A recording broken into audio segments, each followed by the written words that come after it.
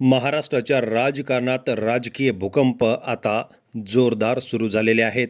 एकनाथ शिंदे यांची शिवसेना, उद्धव ठाकरे यांची शिवसेना, राष्ट्रवादी काँग्रेस पडलेली फूट या गोष्टीकडे बघता भारतीय जनता पक्षाने आपला या ठिकाणी विकास साधलेला आहे.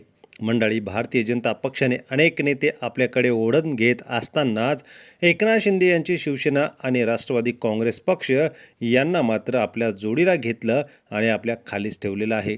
यातच या ठिकाणी एकनाथ शिंदे आणि भारतीय जनता पक्षाचे नेते गणेश नाईक यांच्यामधली होणारी तुतुमैमय, यातूनच नवी मुंबईमध्ये जे राजकारण सुरू आहे ते खूप वेगळ्या वळणाला आहेत. तर या ठिकाणी शिवसेना नक्की कोणाची, राष्ट्रवादी नक्की कोणाची याचा निकाल लागता लागत नाही. अशातच अनेक नेत्यांचे मनसुबे मात्र या ठिकाणी उधळलेले दिसत आहेत.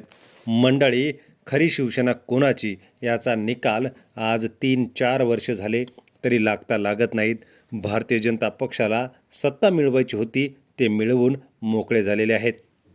यातच आता या ठिकाणी जे काही नेते आहेत, अजित पवार यांच्या निधनानंतर त्यांचे मनसुबे काही वेगळेच होते. भारतीय जनता पक्षाने सत्ता मिळवण्यासाठी अनेक ठिकाणी विचारांच्या पलीकडे जाऊन युती केली. मात्र इतरांना देशभक्तीचे धडे देणारे आणि इतर पक्षांवरती भ्रष्टाचारावरती आरोप करणारे अशा अनेक नेत्यांना भारतीय जनता पक्षामध्ये स्थान देत मंत्रिमंडळामध्ये विस्तारात स्थान दिलेलं आहे. अशातच महाराष्ट्रातील 3 दिग्गज नेते ज्यांची विचारधारा या ठिकाणी म्हणजेच बच्चू कडू यांना या ठिकाणी एका आमदारकीसाठी शिंदे यांच्या शिवसेनेमध्ये विलीन करावा लागला आपला पक्ष. इतक्या वर्षाची मेहनत, कार्यकर्ते वाऱ्यावरती, नेते मात्र आमदार झाले. यातच भारतीय जनता पक्षाची जवळीक साधत राष्ट्रवादी काँग्रेस पक्षामध्ये काही नेते आता पक्षच आपल्या ताब्यात घेण्याच्या तयारीत होते. मात्र पवार घराण्याने त्यांचे मनसुबे चांगलेच उधळलेले आहेत. त्यामध्ये नाव येते प्रफुल्ल पटेल आणि सुनील तटकरे. सुनील तटकरे आणि प्रफुल्ल पटेल यांचे काही जे विचार होते ते आता फारसे पुढे जाताना दिसत नाहीत. जय पवार, पार्थ पवार यांनी सूत्र हाती घेतली आणि आई या राज्याच्या उपमुख्यमंत्री सुनेत्रा पवार यांनी पक्ष हातात घेतल्यानंतर मात्र अजित पवार यांच्या पक्षाचे नेतृत्व या पवार घराण्याकडेच आहे. पुन्हा एकदा सिद्ध होत आहे. प्रफुल्ल पटेल असतील, छगन भुजबळ असेल, त्याचबरोबर ती सुनील तटकरे यांना मात्र या ठिकाणी डच्चू मिळताना दिसत आहे. मंडळी, अजित पवार यांच्या निधनानंतर पक्ष आपल्या ताब्यात येईल अशी काही चर्चा आणि हालचाल जोरदार पक्षामध्ये सुरू होती.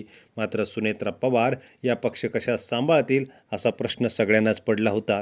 मात्र हळूहळू पवार घराण्याचं राजकारण हे काय असतं दाखवून देण्यासाठी संपूर्ण पवार कुटुंब एकत्र येऊन या ठिकाणी ज्या 2 नेत्यांवरती या ठिकाणी आरोप प्रत्यारोप होत होते त्यांना मात्र साईड कॉर्नरला करण्याची चांगलीच व्यवस्था केलेली आहे. अजित पवार यांच्या निधनानंतर या ठिकाणी अजित पवारांच्या पश्चात त्यांच्या नेत्याने या ठिकाणी आपला तपास योग्य व्हावा यासाठी योग्य पाठपुरावा करताना कुठेही दिसले नाही. मंडळी, अजित पवार गेल्याचं दुःख कोणाला आहे हे या ठिकाणी वारंवार दिसून आलेलं आहे. या ठिकाणी रोहित पवार एकटे लढत आहेत, मात्र सत्तेपुढे कोणाचंही चालत नाही. आजही ब्लॅक बॉक्सचं उत्तर अनुत्तरित आहे आणि अजित पवारांचे CCTV फुटेज अनुत्तरित. आपल्याला काय वाटतं कमेंट करा. धन्यवाद.